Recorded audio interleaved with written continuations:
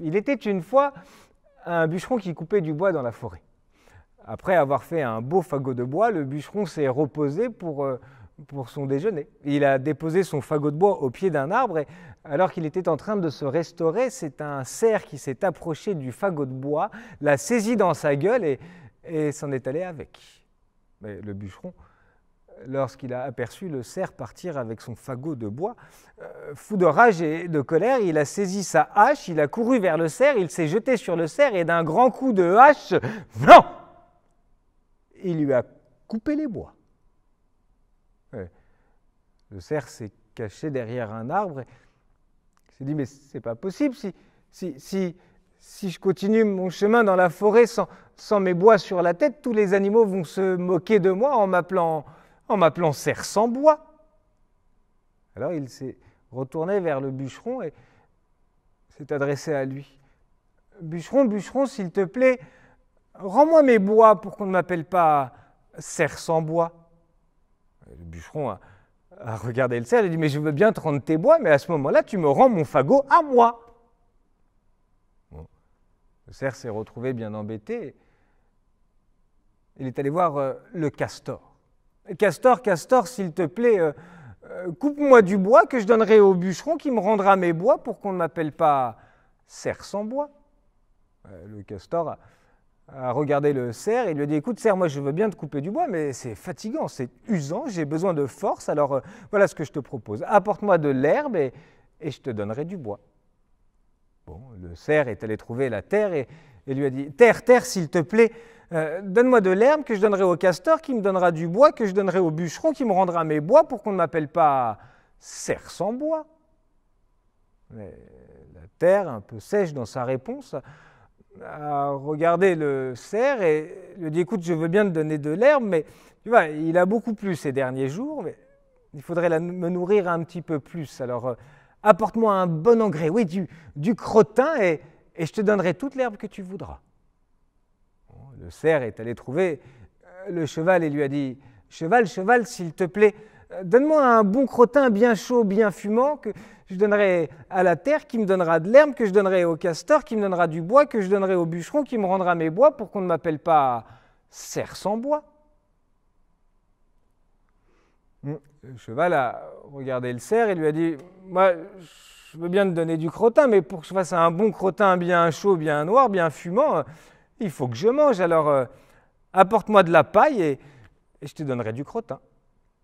Le cerf s'en est allé trouver la fermière et lui a dit, fermière, fermière, s'il te plaît, donne-moi de la paille que je donnerai au cheval, qui me donnera du crottin, que je donnerai à la terre, qui me donnera de l'herbe, que je donnerai au castor, qui me donnera du bois, que je rendrai au bûcheron, qui me donnera mes bois, pour qu'on ne m'appelle pas cerf sans bois. La fermière a regardé le cerf et lui a dit, écoute, moi je veux bien te donner de la paille, mais il faudrait que le soleil brille un peu plus fort pour que cette paille soit bien sèche et qu'elle nourrisse le cheval. Alors demande donc au soleil de briller et tu auras toute la paille que tu voudras.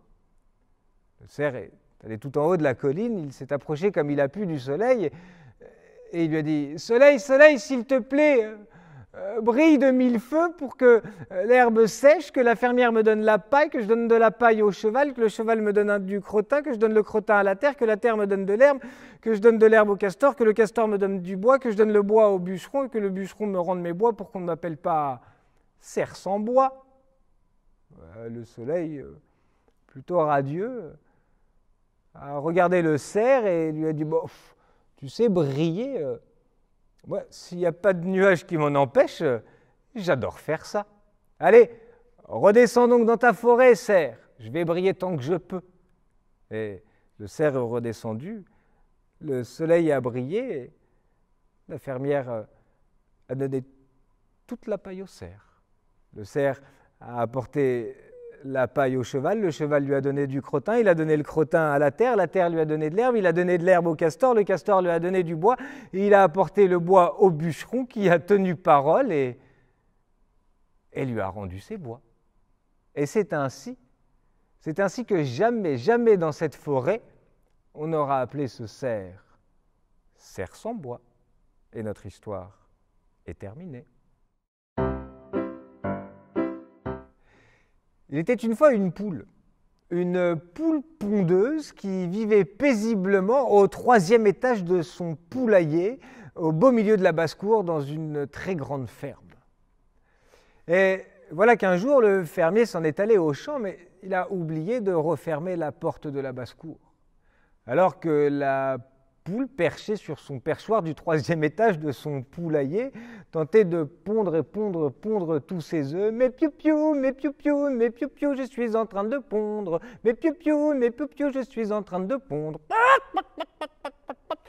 C'est un renard alléché par l'odeur de la poule qui s'est approché.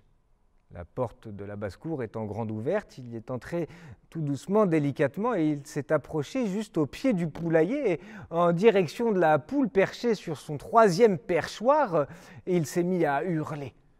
« Poule, poule, oh petite poule, poule, poule, descends donc me voir, oui, comme ça, je te mange, je te mange. » Mais la poule qui chantait sa petite chanson « Mais piou-piou, je suis en train de pondre, mais piou-piou, je suis en train de pondre » n'entendait rien de ce que disait le renard. Alors pour mieux entendre et mieux comprendre, elle est descendue d'un étage et la voici au 2e étage du poulailler.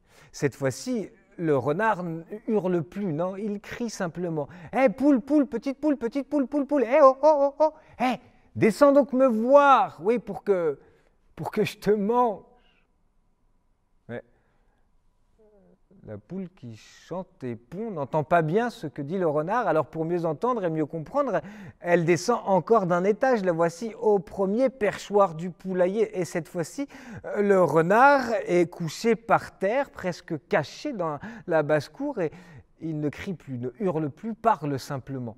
« Hé, poule, poule, hé, oh, poule, poule, hé, descends donc me voir, oui, comme ça, je te mange, je te mange. » La poule qui chante sa petite chanson et qui tente de pondre ses œufs. « Mais piou-piou, je suis en train de pondre. Mais piou-piou, je suis en train de pondre. » n'entend pas bien ce que dit le renard. Alors pour mieux entendre et mieux comprendre, elle voudrait encore descendre d'un étage, mais il n'y a plus d'étage. Non, il y a là, couché sur le sol de la basse-cour, le renard, la gueule grande ouverte et... La voilà, prise au piège dans la gueule du renard. Mais cette petite poule, alors qu'elle est là dans la gueule du renard, elle ne se laisse pas faire et à coups de bec, à coups de plume, à coups d'ergot, la voilà qui chatouille, qui griffe, qui tambourine dans la gueule du renard. Il a si mal qu'il ouvre grande sa gueule et il hurle « Arrête, arrête, petite poule !» qui en profite pour s'échapper et remonter se percher au 3e étage de son poulailler. Et juste quand elle arrive là-haut, que voit-elle? 3 petits poussins qui ont éclos. « Mais piou-piou, ça y est, vous êtes nés. Mais piou-piou, ça y est, vous êtes nés. » Et notre histoire à nous, elle est terminée.